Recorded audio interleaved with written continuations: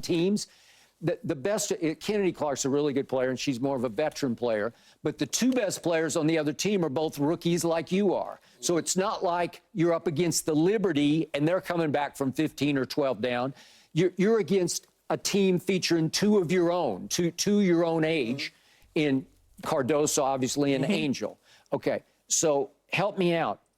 I'm looking at the last 3 quarters of this game, and Caitlin was very quiet, and it reminded me of the championship game against South Carolina when I came right in here and I said the same thing, because she had as hot a first quarter. Remember in the championship game, she scored 18 in the first quarter, and then the rest of the way she went 5 of 20, and she just got quieter and quieter and quieter, and she shot no free throws the rest of the way in the championship game. Well, it kind of reminded me of the same thing, where I thought you were a little better than that, right? Well, I think in time, though, Skip, if this trend continues, then that conversation is different. Yeah. And she's still a rookie. She's only played I understand. 18 games or so. It. So it's a... But she's been put on such a lofty pedestal. I'm saying, okay. But that's not her fault, though, Skip. Yeah. Well, I don't think she looks at this game as a robbery.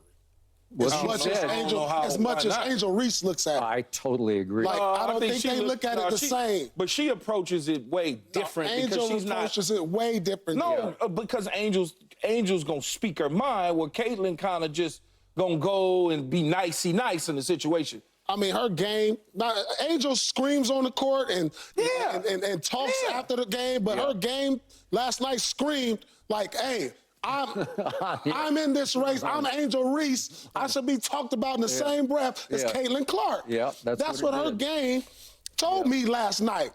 And she looks at this as more of a rivalry than Cece does. Well, Caitlin said before... Cece, okay. Yeah, I mean, Cece already. But before the game, Caitlin said, it's just a basketball game to me. Exactly. Well, I don't know. See? But that's her, but that's her personality. That's her. She's not going to come out and say the team goes through me, I got high energy. She's not going to do the Angel Reese thing. She ain't going to knock down, every now and then she'll knock down a big shot and give you a but she ain't going to do the Angel Reese thing, though, Paul. She just sees... I believe, just a nicer approach to... I don't want to hear that. You don't... I'm just saying. You don't average 30 in college being just some nice person. You have to have some type of killer instinct in you. But her personality, I mean, we can say all nice. It's not... You have to have some of that in there. Yeah, it is, though. When I see her in college doing all this, she did once. She was like, I seen it in her. But she does a little bit of it. She does a little bit of it here. I think she's intimidated by the grownness of the women's game right now. You might be true facts with that. But she's just not a boisterous personality. No. She's like, but she does have a little stuff to her. But as I told you, Skip, you don't just average 30, and you got something to you. Yeah. Hey, it's just waiting to come out, I feel like. Like right now, she's Bruce Banner. I think she got some hawk in her. She probably does. I'm telling you. But she approaches the things she did in quietly, though. Yeah. I was telling my producer, Nick, I said, we were talking about it, and I said, she's slick with hers. She's real slick with how she approaches the way she's viewed. Yeah. And that's all it is. Well, she doesn't want to pour any gasoline on that big fire. There you go, Skip. Yeah. She just slick with it. Yeah. I think she she reminds me of, like, if I had to give her an NBA comparable, like, as far as, like, demeanor, it'd probably be like a Dame Lillard. Like, I done seen Dame Lillard win a game winner, win the playoff game, and just look to the camera, just wasn't all hoo-hoo, rah-rah. Yeah, but he's going to do this. Yeah, she could do that, too. I saw her. That's similar. That's she'll do something. Like, I think it's in her, and it's growing. I think it's going to grow. All right. So here is my issue with her overall game.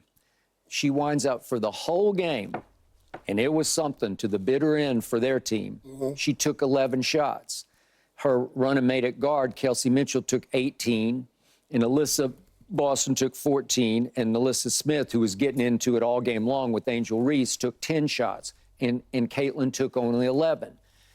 At some point, I know she's setting records for assists, but she has to be a little more selfish because she's their best shooter. She is their best scorer. She is their leading scorer. And at some point, you have to do more than 11 shots. She made a couple threes early in the fourth quarter, and then she went completely silent.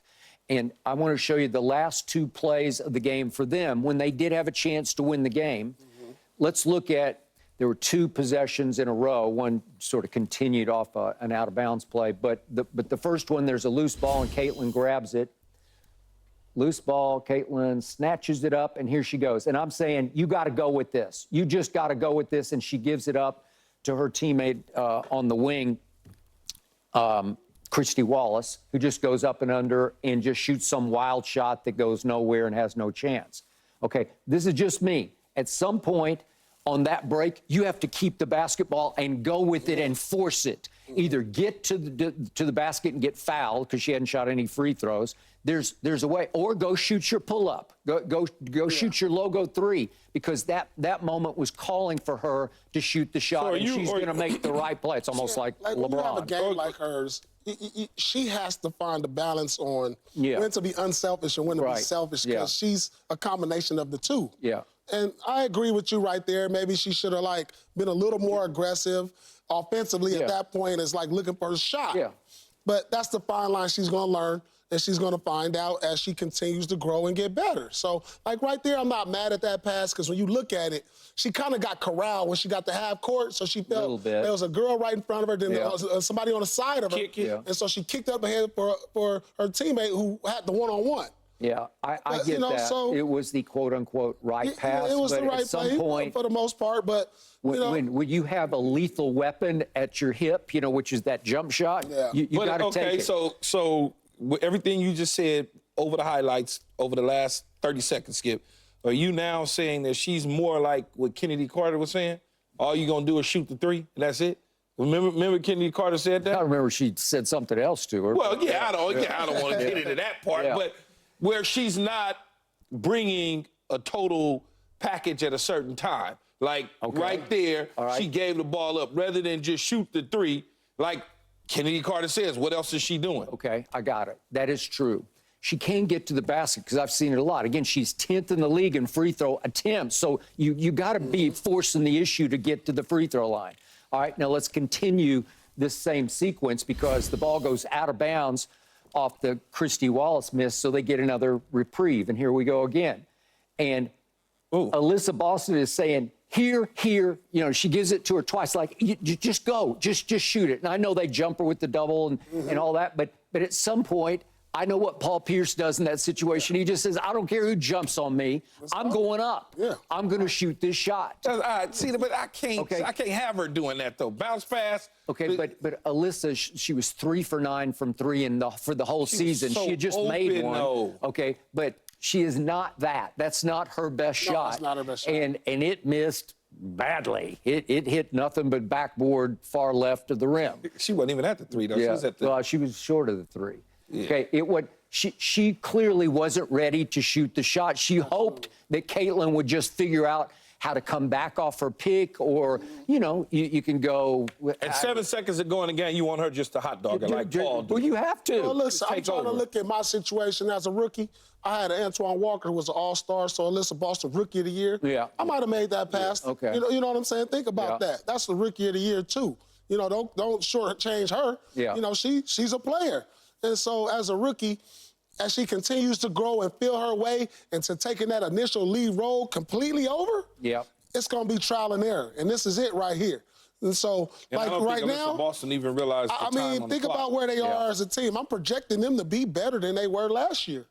Their record are under 500. They didn't make the playoffs last year, and I believe their record was 13-27. Yeah. They're 7-11 now. Yeah, I got it. So they're more than halfway ahead of schedule than they were last year. Okay. The other thing I don't know about her mindset, Caitlin's mindset is she a little, I don't know if intimidated is the right word, but just concerned about the fact that Camila Cardoso is 6 feet 7 inches tall and Angel is 6 feet 3 inches tall.